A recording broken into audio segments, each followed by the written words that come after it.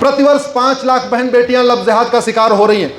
5 लाख, उसमें से 1.5 लाख तो वापस मिल जाती हैं, 3.5 लाख मिलती नहीं है। और ये क्यों हो रहा है? नकली पहचान बना के, नकली सोशल मीडिया अकाउंट बना के, फर्जी नाम से आधार, फर्जी नाम से राशन कार्ड, फर्जी नाम से अकाउंट, फर्जी नाम से फेसबुक अकाउंट, फर्जी नाम से सोशल मीडिया अकाउंट। जब तक सच्चाई पता चलती है तब तक बात आगे बढ़ चुकी होती। दुनिया के कई देशों में फर्जी इंस्टाग्राम अकाउंट बनाना, फर्जी सोशल मीडिया अकाउंट बनाना सीरियस क्राइम है। हमारे देश में देखो, कोई किसी का नाम बना ले रहा है। लोग प्रधानमंत्री के नाम से अकाउंट बना लेते हैं, राष्ट्रपति के नाम पे अकाउंट बना लेते हैं, चीफ जस्टिस के नाम पे अकाउंट बना लेते हैं। जब तक कानून नहीं बदलेगा तो कोई समस्या नहीं बदलेगी। और लफ्ज़ जिहाद हमारी राष्ट्र की सुरक्षा के लिए खतरा है, धर्मांतरण हमारी राष्ट्र की सुरक्षा के लिए खतरा है, घुसपैठ हमारी राष्ट्र की सुरक्षा के लिए खतरा है। और जो राष्ट्र की सुरक्षा के लिए खतरा है उससे निपटने के लिए एक कानून है, उसका नाम है रासुका, नेशनल सिक्योरिटी एक्ट। लेकिन न लफ्ज़ जिहादियों को इनसे लगता है, उनके ऊपर लगता है, न धर्मांतरण कराने वालों पे इनसे लगता है, न घुसपैठियों पे इनसे लगता है, न घुसपैठियों के मददगारों पे इनसे लगता है। क्यों? क्योंकि हमने नेशनल सिक्योरिटी एक्ट तो बना दिया, लेकिन राष्ट्र की सुरक्षा के लिए क्या क्या खतरा है उस कानून में कहीं लिखा ही नहीं। तो कानून बना दिया, अपनी खाना पूर्ति कर लिया, लेकिन उसमें लिखा नहीं, नाम है अगर उसका राष्ट्रीय सुरक्षा कानून, तो उसमें लिखना चाहिए था कि राष्ट्र की सुरक्षा के लिए ये खतरे हैं। हमने कानून बना दिया UAPA, unlawful activity protection act. लफ्ज़ जिहाद अनलॉफुल एक्टिविटी है, लॉफुल एक्टिविटी जोर से बोलो भैया। धर्मांतरण लॉफुल है, अनलॉफुल है?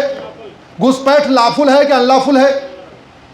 अब हमने यूएपीए बना दिया, हमने उसमें लिखा ही नहीं कि लफ्ज़ जिहाद, धर्मांतरण, घुसपैठ अनलॉफुल एक्टिविटी है। अगर लिख देते पुलिस लगाना शुरू कर देती। हमने बीएनएस बनाया, इसमें सेक्शन 111 को ऑर्गेनाइज क्राइम डिक्लेयर किया। ऑर्गेनाइज क्राइम को हिंदी में कहते हैं संगठित अपराध, जिसमें कई लोग मिलजुल के करते हैं, एक अकेला व्यक्ति नहीं करता, कुछ लोग और भी सहयोगी होते हैं। ये लफ्ज़ जिहाद कोई एक व्यक्ति करता, पूरा ऑर्गेनाइज वे से किया जाता है। जोर से बोलिए जरा, ऑर्गेनाइज वे से। घुसपैठिया कोई अकेले आता है, उसको बसाने वाले मिले रहते हैं, उसको ऑर्गेनाइज तरीके से बसाते हैं, ऑर्गेनाइज तरीके से। धर्मांतरण कोई एक व्यक्ति करता है या ऑर्गेनाइज तरीके से किया जाता है, ऑर्गेनाइज तरीके से। तो हमने 150 साल के बाद आईपीसी को बदला, बीएनएस को लाया, कानून बनाया, लेकिन ऐसे लगता है एसी के कमरे में बैठे बैठे कॉफी पीते पीते बना दिया। हमें धरातल की हकीकत पता ही नहीं है। हमने इस बात पे चिंतन नहीं किया कि 28 राज्य और 8 केंद्र शासित प्रदेश टोटल हो गए, 36 में से 9 राज्यों में हिंदू खत्म हो गए, तो वो क्यों? 800 जिलों में से 200 जिलों में हिंदू खत्म हो गए, तो क्यों? 6000 तहसीलों में से 1500 तहसीलों में हिंदू खत्म हो गए, तो क्यों?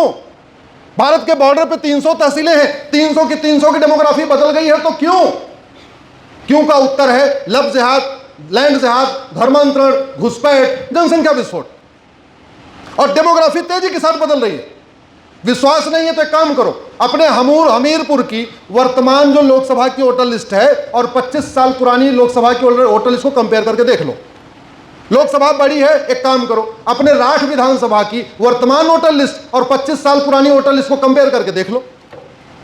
आपको पता चल जाएगा कि आपके राठ विधानसभा की भी डेमोग्राफी बदली होगी, आपके हमीरपुर की भी डेमोग्राफी बदली होगी। जो मैं आपको बता रहा हूं, राज्य और केंद्र शासित प्रदेश मिला के टोटल हैं 36 में से 9 राज्यों की डेमोग्राफी बदल गई, यानी 25% राज्यों की। 800 जिलों में से 200 जिले, यानी 25% जिलों की। 6000 तहसीलों में से 1500 तहसीलों की, यानी 25% तहसीलों की। बॉर्डर पे 300 तहसीलें हैं, उनमें 300 की 300। और हम कानून बना रहे थे तो हमने लफ्ज़ जिहाद, धर्मांतरण, घुसपैठ, लैंड जिहाद को ऑर्गेनाइज क्राइम डिक्लेयर ही नहीं किया। लफ्ज़ जिहाद, धर्मांतरण और घुसपैठ ये आतंकवाद से बड़ा खतरा। अब आप सोच रहे होंगे आतंकवाद से बड़ा खतरा कैसे? तो मैं आपको आंकड़े बताता हूं, ध्यान से सुनिए। ऑपरेशन सिंदूर हुआ था, जिसमें हमने 25,000 करोड़ रुपए खर्च किए पाकिस्तान से बदला लेने। ऑपरेशन सिंदूर में कितने लोग मारे गए याद है? जोर से बोलो, 26। तो आतंकवादियों ने 26 लोगों को मारा, तो कितने हिंदू कम हो गए? 26 परिवार तो कम नहीं हुए ना, केवल 26 हिंदू कम हुए, बस इतना ही फर्क पड़ा। अगर ये मिशनरी 26 परिवारों को कन्वर्ट कर दें, अगर ये जिहादी 26 परिवारों को कन्वर्ट कर दें, अगर ये जिहादी 26 हमारी बेटियों को लफ्ज़ जिहाद में ट्रैप कर ले, तो वो बड़ा खतरा है या 26 लोगों को आतंकवादियों ने मारा वो खतरा? क्योंकि आतंकवाद से केवल 26 लोग कम हुए, लफ्ज जिहाद धर्मांतरण के कारण केवल 26 लोग कम नहीं होते, 26 परिवार कम होते हैं, 26 दुश्मनों की संख्या बढ़ती है, उनकी ब्रांचेज बढ़ती हैं, उनका परिवार बढ़ता है। हमने इसमें एक्ट ऑफ टेररिज्म डिक्लेयर किया, लेकिन लफ्ज जिहाद धर्मांतरण घुसपैठ को एक्ट ऑफ टेररिज्म डिक्लेयर नहीं किया। हमने वेजिंग वॉर डिक्लेयर किया, सेक्शन 147 लफ्ज जिहाद धर्मांतरण घुसपैठ को उसमें भी शामिल नहीं किया। हमने सेक्शन 152 बनाया हमारी संप्रभुता के लिए जो खतरा है उससे निपटने के लिए, लेकिन हमने लफ्ज जिहाद धर्मांतरण घुसपैठ को अपनी संप्रभुता के लिए खतरा नहीं घोषित किया। अरे भैया, जब तुम्हारा कानून घटिया है, तुम्हारी व्यवस्था सड़ी हुई है, यहां सजा मिलती नहीं है, तो खौफ कैसे पैदा होगा? मैंने पहले कहा था, भगवान से नहीं डरते, जो भगवान से नहीं डरते वो किससे डरते हैं? कानून से। उत्तर प्रदेश में देख लो, भारत के सबसे दबंग चीफ मिनिस्टर हमारे यूपी के बाबा जी, और बाबा जी के राज में रायबरेली में 19,000 फर्जी बर्थ सर्टिफिकेट बन गए। बने कि नहीं बने? डॉक्टर बदलने से बीमारी ठीक नहीं होती है, बीमारी ठीक होती है दवाई बदलने से।